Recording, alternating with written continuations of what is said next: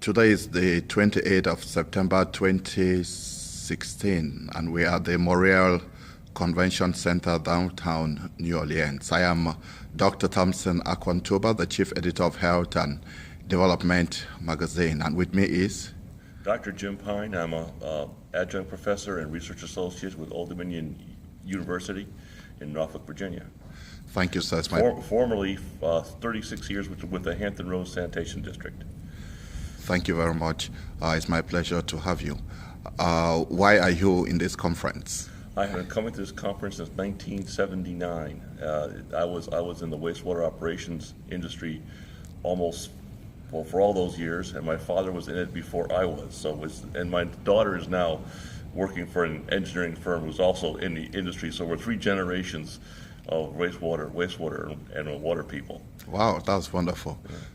This conference tags this conference nicely by saying Quality Water Conference. What is so quality about which is the focus of the conference? The focus of the conference has shifted over the years. In the beginning, back when I first attended, it was mostly about just treating wastewater and disposing of it. Over the years, that shifted as we begin to realize that water doesn't come and go. It stays around, is reused many times over. Everything that you drink now is passed through a kidney at one point or another.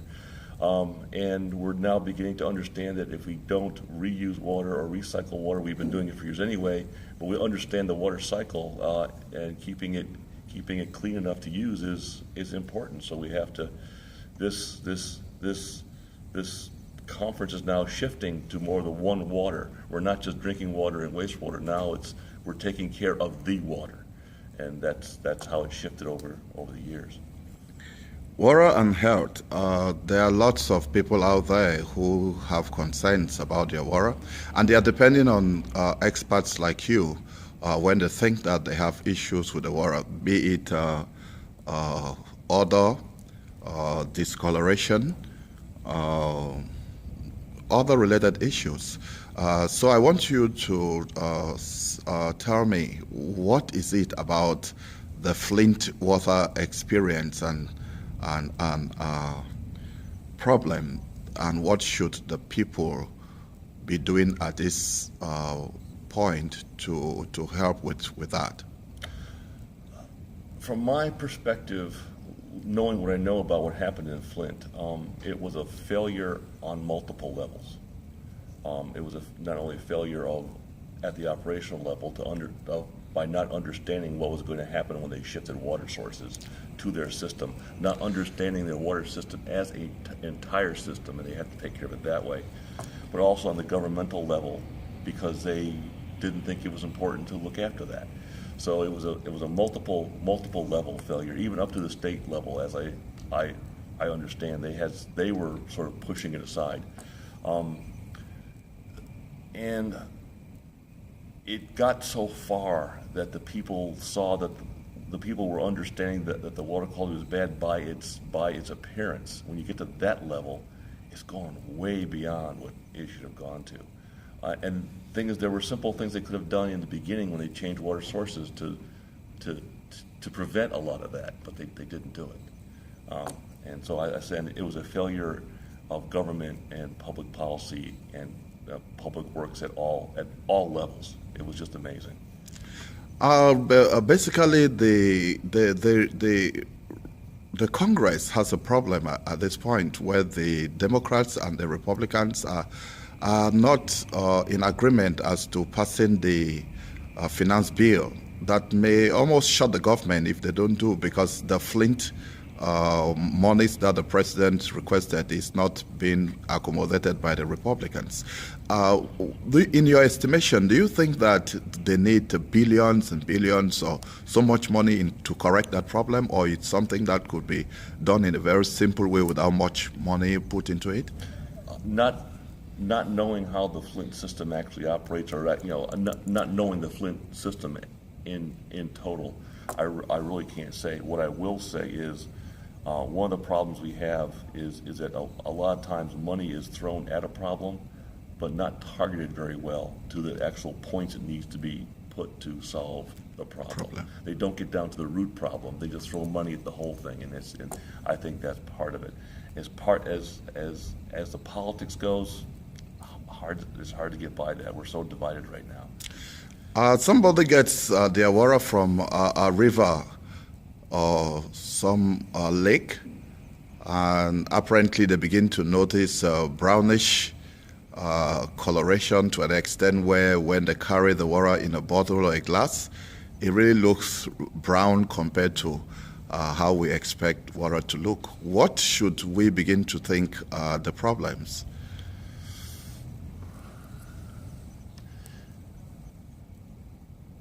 Two things. One is how a water looks doesn't necessarily indicate what the quality is for drinking purposes.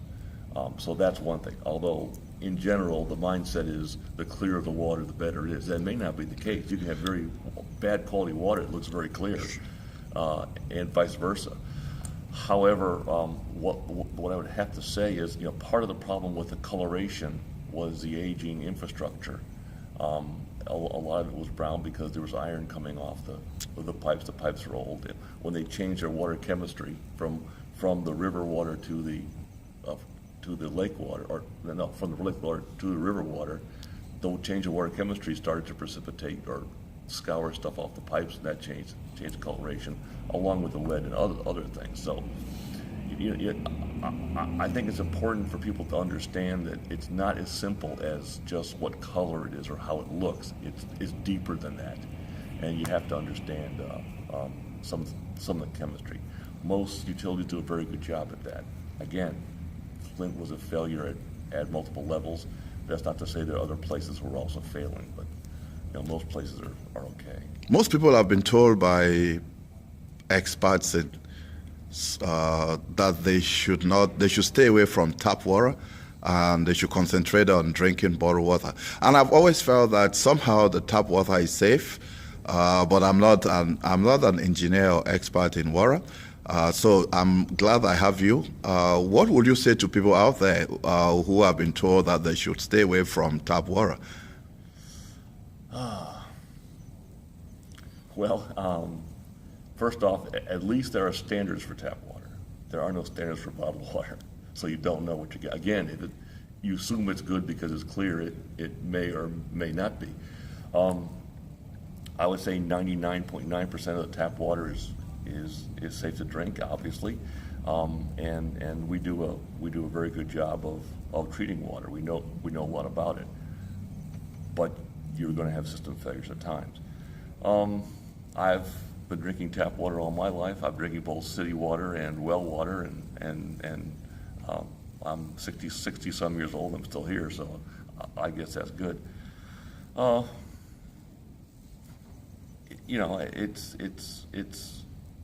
It's safe.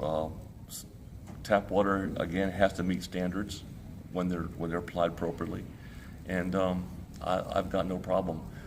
Of course, bottled water is convenient. I buy that too if I'm going somewhere to have it with me because it's in a nice, convenient container. But I drink tap water at home.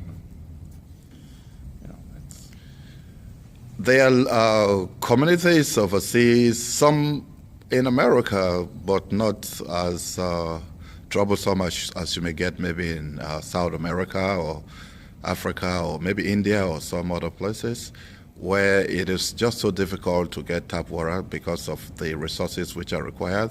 What would you advise your students to do if they are going to do some maybe Peace Corps work or mission work in some of those areas? What should be the simple ways that they should secure and get quality water to the people? That's actually a pretty good question. In Virginia, we have one of our universities, Virginia Military Institute, they go overseas and do some work, I think especially in Bolivia, and they've been doing just that, setting up small water systems that are easy to maintain, and that's the key, easy to maintain, that the local populace can maintain on their own, and since the local pop is small enough that they can understand the entire system and keep it operating efficiently and safely. That's a big thing for a small group. A very simple system that they can easily maintain is important.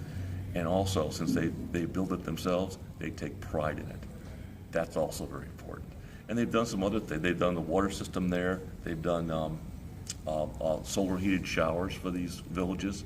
And now they're working on aquaponics to use some of that water to grow fish and also grow vegetables to add to their diet for nutrients.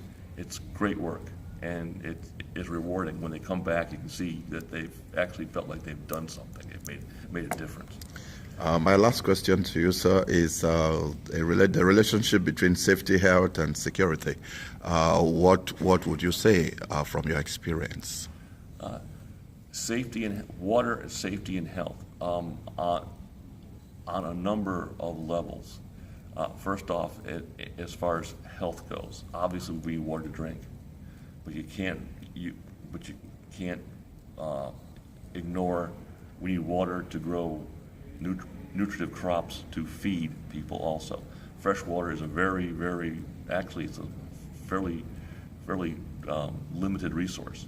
We need to use that resource very wisely, and a lot of times we don't, especially when there's a lot of it around. We don't realize just how limited it is. Security, it's interesting. I believe Mark Twain had this quote. I don't know if you heard it or not. Whiskey's for drinking, water's for fighting over. Oh, really? So that's lovely. That's kind of where it is. I mean, as the population grows, that resource is still limited. We're going to start having competition for that resource, and that's going to be a security issue. So any country or locality that doesn't have a good source of water is going to be somewhat at a disadvantage, and they're going to want to get their piece of that. So, what about the security as it relates to terrorists wanting to get their hands in your water system and maybe contaminate it with biohazards and chemicals? I don't know a lot about that, but what I will say is this, is that whatever you do, it seems that whatever you do to figure out a way to protect a system, the terrorists have a lot of time to figure out ways around it. And it's just going to take vigilance and probably trying to anticipate ways that they are going to, sabotage your system and think one step ahead and block those ways to keep one step ahead of them. That's really what you have to do. With this. American Dental Association says they prefer fluoride in water than chlorine. Why fluoride? And fluoride came into being when I was a little child. The idea was if you put fluoride in the water, and obviously fluoride helps tooth enamel. So there was a big push in the early 50s. I was a very small child then, and a lot of push back and forth on fluoride. I think some places still do add fluoride. Of course, fluoride is natural in water. There are some places that are low in fluoride, and they add fluoride to help dental health, and that was where all that came from. But that was a big a big controversy back then in the 50s. You're adding chemicals to our water. Yeah. Thank you very much, sir. Yeah.